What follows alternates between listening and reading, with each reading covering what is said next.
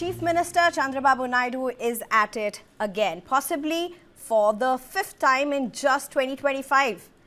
Naidu has said that every family must have 3 children. Every family must have 3 children.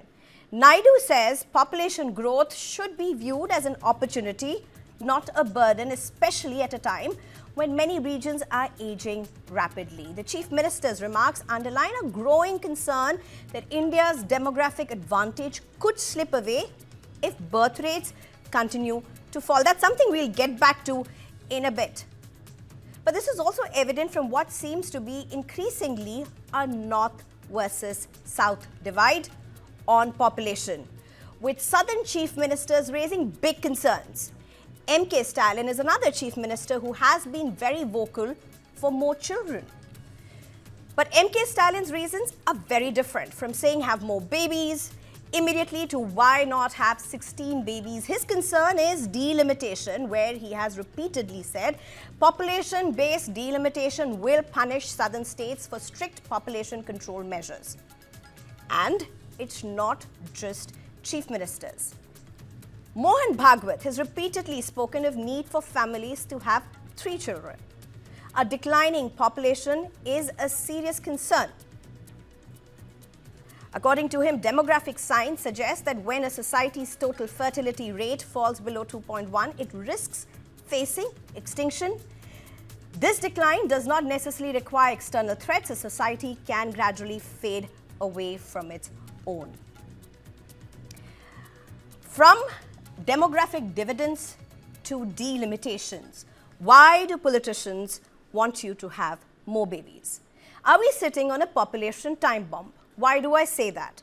Population replacement level is at 2.1. That's the normal population replacement, the optimum level that is seen as. And India's TFR is at 2.0, below the replacement level. And that's been seen as a big concern by many. North Indian states, according to many people, particularly southern states, claim that North Indian states drive future population growth. Southern states record low fertility rate, and southern states entering an aging population phase. Now, adding to this puffle, the power tuffle, delimitation process redraws electoral boundaries based on population. Southern Indian chief ministers call it punishment for family planning success. Delimitation may penalize southern states for lower population growth. South's share in Lok Sabha could fall from about 24% to nearly 19%. And that's what you have had chief ministers, including Stalin, MK Stalin, say that repeatedly. UP and Bihar likely to gain significantly, shifting power northwards. Fewer seats for South means less influence on national policies and budgets. There are a huge lot of contours to this, from delimitation to demographic dividends to what increasingly seems to be a north versus south divide. Before I introduce my panelists, very quickly, let's listen in to Chief Minister Naidu's response. As Mohan Bhagwat has rightly mentioned, always, every couple should have 3 children. Fertility rate. This is very important. I am also saying always, we are crossing now slowly replacement level. Everybody, that is our culture. If all of us will think focusing on population by 2047 or beyond 2047, centuries together, that is India time only. Nobody can dominate on the global scenario. That is going to happen. Well, I'm being joined at this point by Manish Bariyar, who's a spokesperson for BJP, Salim Dharnidharan, who's a spokesperson for DMK, Deepak Reddy, who's a spokesperson for TDP. Thank you very much, all 3 of you, for joining us. It's a very, very important topic because it has politics, it has demography, it has gender. Let's just straight start at this point, Deepak Reddy. You've had Chief Minister possibly for the 3rd time, or maybe the 5th time actually, if I go back calculating the different times he has mooted or pushed for a 3-child norm in just 2025. But it's interesting, the reasons he gives, he says it's not about delimitation. Yep. Thank you for having me today. Um, I need to put some facts forward. In Andhra Pradesh, our chief minister came up with a plan called 2047 Swarnandhra. So by 2047, Andhra Pradesh is not just going to be the number one state in India, but the Telugu population to be number one globally, economically. So as per that plan, when we were going into every fine detail, we came to know that there is an issue with the population. And to have that kind of a growth rate, the growth of the population is again one of the factors which we need to consider. So we woke up a good 20, 25 years before the problem would actually happen, and we want to course correct. But what happened when Chandrababu Naidu ji made this first comment? Our neighboring chief minister, Mr. Stalin, in some public meeting, he actually made fun. And then we didn't want to stoop down to that kind of a politics, and we talked about the merits. So he realized the problem, and then he also changed course. So good.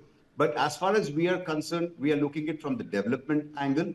We are not getting in regionalism, or we are not getting in like somebody's talking on the religious lines. That's not what it is. So we have today, if we see the rate at what Andhra Pradesh is going, even now there is some degree of shortage of labor, and people from other states are coming in. So we have a concrete plan, and we see the problem. And if we don't correct this by 2045, we would actually get into trouble.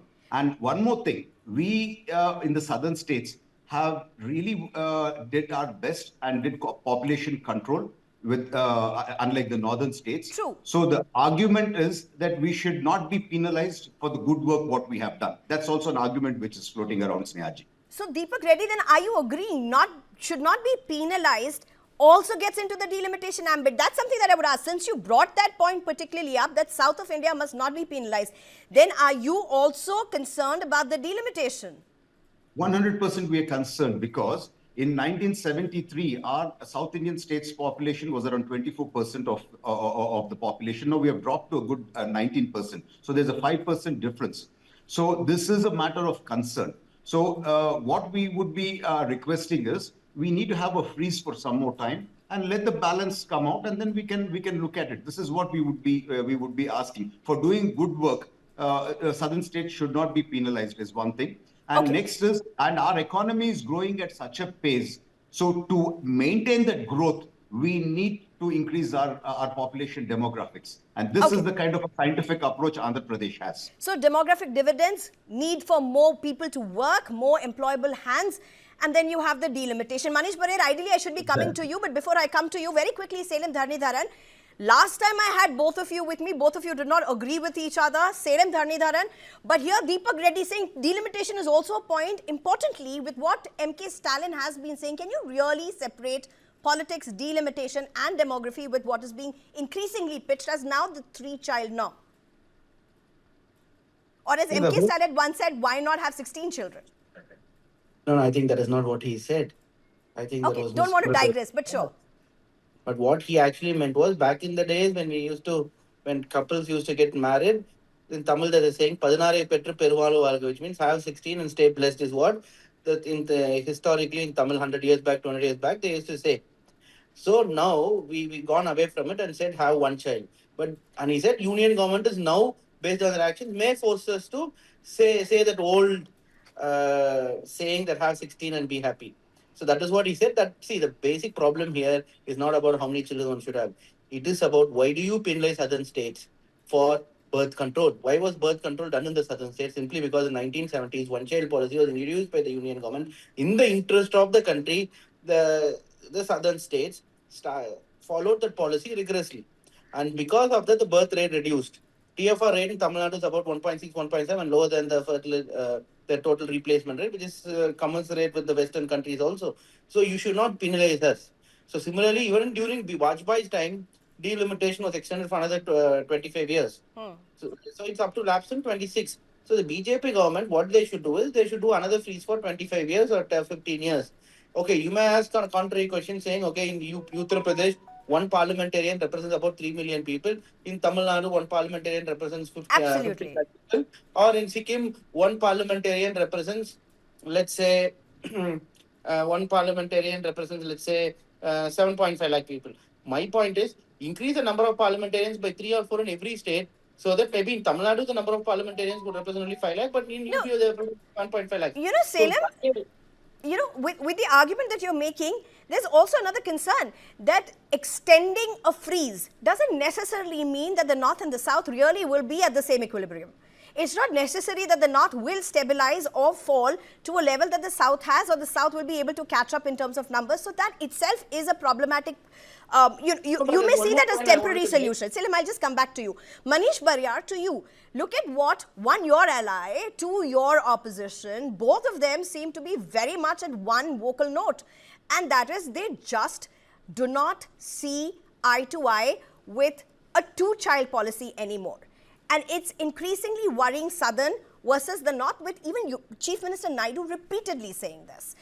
Is the centre mulling something? Is the centre concerned? Good evening, Snehaji, and to my co-panelists as well as the viewers. I'm really sorry. I'm having a very bad audio, so I could gather whatever both the gentlemen said. But I have to start with the statement of Amit Shahji.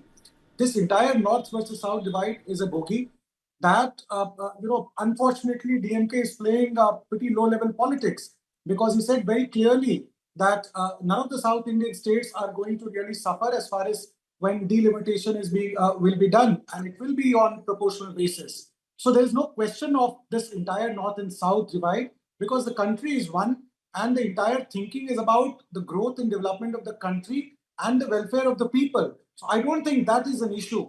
But when it comes to this, what Mr. Chandrababu Naidu has said and what Dr. Reddy is saying, that is something which is a concern, and it is being done by Mr. Mohan Bhagwat ji also. And many people concur that, when we had a two-child policy, we were at a different growth trajectory as a country, both economically as well as population-wise. But now when things have stabilized, then there is a need in some states. There is no denying the fact. Obviously, nobody can really force people to have two-child or one child. Sure. It's completely personal, and India is a democratic country. One has to also look at the will of women, because it's a matter of women's rights. So nobody can really push anyone. But yes, I think from policy-making point of view, there is a general consensus that what we have seen in Japan or what we are seeing in Europe and many other countries, that their growth rate is suffering because the replacement rate of population is not there.